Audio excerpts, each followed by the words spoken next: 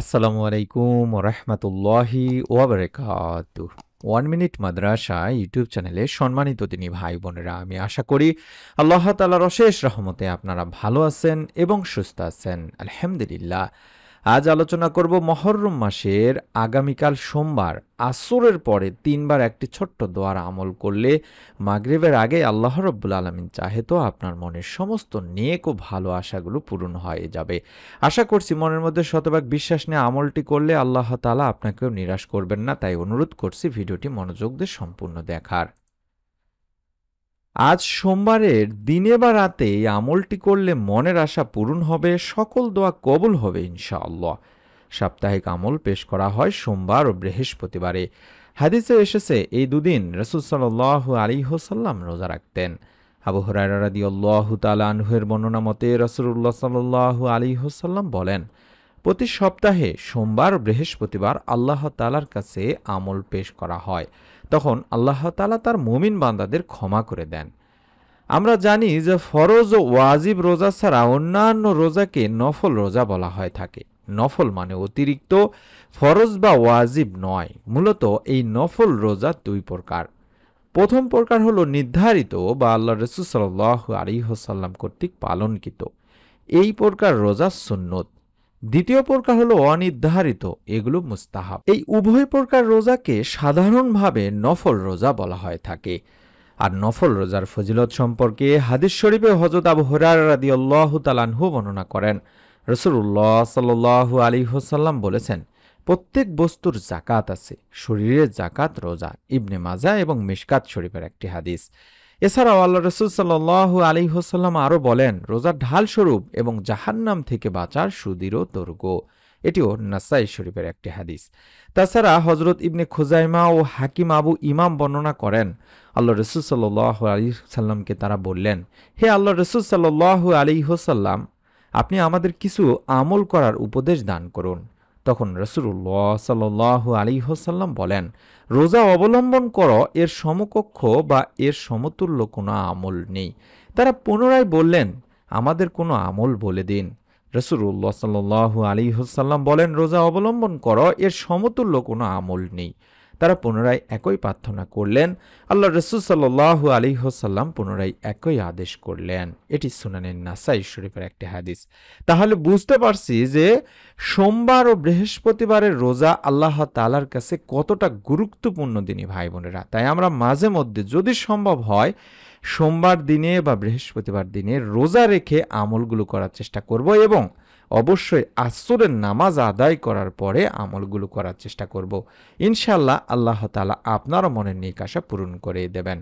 এছাড়াও রোজার আরো অনেক ফজিলত রয়েছে তিনি ভাই বোনেরা। হযরত মুআয ইবনে আনাস রাদিয়াল্লাহু তাআলা আনহু বর্ণনা করেন, রাসূলুল্লাহ সাল্লাল্লাহু আলাইহি ওয়াসাল্লাম বলেছেন, যে ব্যক্তি রমজান মাস ছাড়া অন্য সময় আল্লাহ তাআলার জন্য একটি রোজা রাখবে, দ্রুতগামী ঘোড়া 100 বছরে যত দূর রাস্তা অতিক্রম করতে পারে, দোজখ তার কাছ থেকে তত দূরে অবস্থান করবে। তিরমিজি, নাসাই শরীফের একটি হাদিস। এছাড়াও হযরত আবু সাঈদ খুদরি রাদিয়াল্লাহু তাআলা আনহু বর্ণনা করেন, আল্লাহ রাসূল সাল্লাল্লাহু আলাইহি ওয়াসাল্লাম বলেন, যে ব্যক্তি আল্লাহ তাআলার জন্য একটি রোজা রাখবে, আল্লাহ তাআলা তার মুখমণ্ডল দোজখের আগুন থেকে 700 বছরের রাস্তা দূরে রাখবেন। সুবহানাল্লাহ, সুবহানাল্লাহ। বুখারী মুসলিম শরীফের সহিহ একটি হাদিস। আর এছাড়াও বলা হয়েছে, হযরত আয়েশা রাদিয়াল্লাহু তাআলা আনহা বর্ণনা করেছেন, আল্লাহ রাসূল সাল্লাল্লাহু আলাইহি ওয়াসাল্লাম সোমবার ও বৃহস্পতিবার রোজা রাখতেন। এটি তিরমিজি, নাসাই শরীফের একটি হাদিস। অর্থাৎ স্পষ্টভাবে বলা হয়েছে যে সোমবার বৃহস্পতিবার রোজা রাখার কথা, যেটাকে সাপ্তাহিক রোজা রাখতে বলা হয়। আমরাও চেষ্টা করব অবশ্যই রোজা রেখে আমলটি করার। এছাড়া হযরত রাসূলুল্লাহ পাক সাল্লাল্লাহু আলাইহি ওয়াসাল্লাম বলেছেন, কিয়ামতের দিন আমার সঙ্গী হওয়ার সবচেয়ে অধিক উপযুক্ত ওই ব্যক্তি যে আমার প্রতি সবচেয়ে বেশি দরুদ পাঠ করে। তিরমিজি শরীফের একটি হাদিস। ওই সাহাবী হতে আরো বর্ণিত আছে, হযরত রাসূলুল্লাহ পাক সাল্লাল্লাহু আলাইহি ওয়াসাল্লাম বলেন, আল্লাহ পাকের মনোনীত কিছু সংখ্যক ফেরেশতা রয়েছে যারা জমিনের বুকে সফর করছেন। তাদের কাজ হলো উম্মতের যে সমস্ত দরুদ আছে সেই সমস্ত দরুদগুলো আমার নিকট পৌঁছে দেওয়া। এটিও নাসাই শরীফের একটি হাদিস। তাই আমরা আসরের নামাজ আদায় করার পরে কম করে হলেও 11 বার আগে দরুদ পড়ে নিব। কারণ হযরত উমর বিন খাত্তাব রাদিয়াল্লাহু তাআলা আনহু বর্ণনা করেছেন, যেখানে বলা হয়েছে নিশ্চয়ই বান্দার দোয়া মুনাজাত আসমান ও জমিনের মাঝখানে ঝোলানো অবস্থায় থাকে, তার কোনো কিছুই আল্লাহ পাকের নিকট পৌঁছে না যতক্ষণ না বান্দা তোমার নবীর প্রতি দরুদ পাঠ করবে। এটি তিরমিজি শরীফের একটি হাদিস। তাই আমাদের সবার আগে কাজ থাকবে পবিত্র সোমবার দিন যদি সম্ভব হয় একটি রোজা রেখে আসরের নামাজ আদায় করে অন্তত কয়েকবার দরুদ শরীফ পাঠ করে নেওয়া। চাইলে দরুদ ইব্রাহিম পড়তে পারেন, অথবা চাইলে ছোট যে দরুদগুলো আছে যেমন আল্লাহুম্মা সাল্লি ওয়া সাল্লিম আলা নাবিয়িনা মুহাম্মদ, আল্লাহুম্মা সাল্লি ওয়া সাল্লিম আলা নাবিয়িনা মুহাম্মদ, আল্লাহুম্মা সাল্লি ওয়া সাল্লিম আলা নাবিয়িনা মুহাম্মদ, এই দরুদটি 11 বার পড়ে নিয়ে মনের নেক আশা নেক চাওয়া পাওয়া পূরণের পরীক্ষিত প্রমাণিত কবুল হয় এই দোয়াটি পাঠ করা।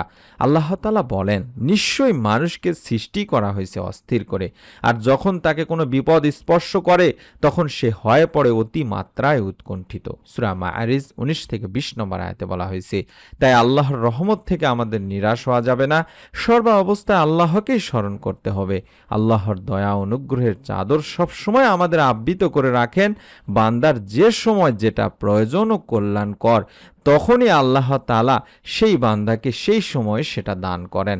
তবে সেজন্য আল্লাহ তাআলার কাছে অবশ্যই চাইতে হবে বেশি বেশি করে। তিনি ভাই বোনেরা, আল্লাহ তাআলা নিজেও বলেন যদি তোমাদের উপর আল্লাহর অনুগ্রহ ও তার দয়া না থাকতো তাহলে তোমরা ধ্বংস হয়ে যেতে, আর নিশ্চয়ই আল্লাহ অধিক তওবা গ্রহণকারী প্রজ্ঞাময়। সূরা নূর 10 নম্বর আয়াতে বলা হয়েছে। তাই আমরা আল্লাহ তাআলারই কাছে বেশি বেশি তওবা ইস্তেগফারের মাধ্যমে ক্ষমা চাইবো, মাফ চাইবো, এবং আমাদের জীবনের যত গুনাহ আছে সেই গুনাহগুলো যাতে আল্লাহ তাআলা মাফ করে দেন তার জন্য বেশি বেশি করে ইস্তেগফারের আমল করব। আপনারা দরুদ ও ইস্তেগফার পাঠপূর্বক দোয়াটি পাঠ করলে রব্বুল আলামিন আপনার মনের নেক আশা ইনশাআল্লাহ পূরণ করেই দেবেন। হযরত আব্দুল্লাহ ইবনে রুবাইদ আল আসলামী রাদিয়াল্লাহু তাআলা আনহু তার বাবা থেকে বর্ণনা করেছেন আল্লাহ রাসূল সাল্লাল্লাহু আলাইহি ওয়াসাল্লাম এক ব্যক্তিকে তার দোয়া এভাবে বলতে শোনেন। অর্থাৎ যে দোয়াটি দেখাচ্ছি এটি হলো সেই দোয়া যেটিকে ইসমে আজম বলা হয়ে থাকে এবং মনের নেক আশা পূরণের পরীক্ষিত প্রমাণিত কবুল হওয়া একটি দোয়া। আমি আশা করছি আপনারা এই দোয়াটি দেখে দেখে হলেও অন্তত 3 বার পাঠ করবেন, আগে দরুদ পাঠপূর্বক। আল্লাহুম্মা ইন্নী আসআলুকা বিআন্নী আশহাদু আন্নাকা আনতাল্লাহু লা ইলাহা ইল্লা আনতাল আহাদুস সামাদুল্লাযী লাম ইয়ালিদ ওয়া লাম ইউলাদ ওয়া লাম ইয়াকুল লাহু কুফুয়ান আহাদ।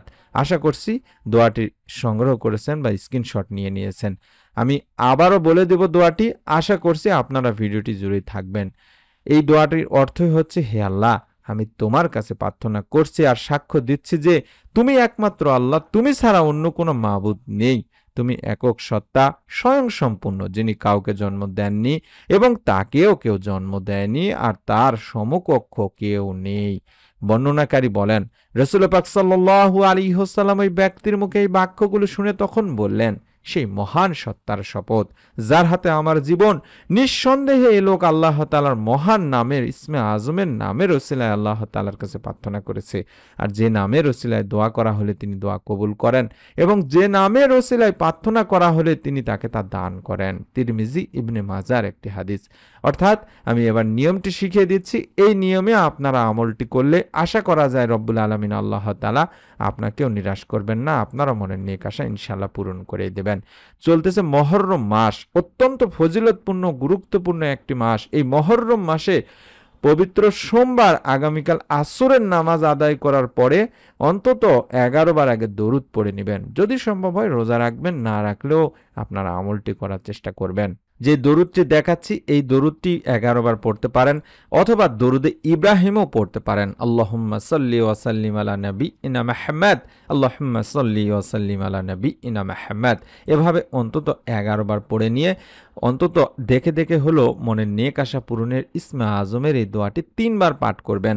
আল্লাহুম্মা ইন্নী আসআলুকা বিআন্নী আশহাদু আন্নাকা আনতাল্লাহু লা ইলাহা ইল্লা আনতাল আহাদুস সামাদুল্লাযী লাম ইয়ালিদ ওয়া লাম ইউলাদ ওয়া লাম ইয়াকুল লাহু কুফুয়ান আহাদ। এভাবে অন্তত কষ্ট করে হলো 3 বার দেখে দেখে পড়বেন। তারপরে আল্লাহ তাআলার কাছে 2 হাত তুলে দোয়া করবেন। মনের সমস্ত নেক চাওয়া পাওয়াগুলো সেগুলো আল্লাহ তাআলার কাছে তুলে ধরবেন। রব্বুল আলামিন আপনাকেও নিরাশ করবেন না ইনশাআল্লাহ। মনের মধ্যে শতভাগ বিশ্বাস নিয়ে নিয়ত করে আমলটি করুন, এবং এরকম নতুন আমলের ভিডিওগুলো আমরা 1 মিনিট মাদ্রাসা এই চ্যানেলে প্রতিদিন দিয়ে থাকি। আশা করছি এই ভিডিওগুলো পাওয়ার জন্য হলেও আমাদের এই চ্যানেল চ্যানেলটি সাবস্ক্রাইব করে বেল বাটনটি অন করে রাখবেন। সকলে ভালো থাকুন, সুস্থ থাকুন। নতুন ভিডিও দেখার আমন্ত্রণ জানাচ্ছি। আসসালামু আলাইকুম ওয়া রাহমাতুল্লাহি ওয়া বারাকাতুহু।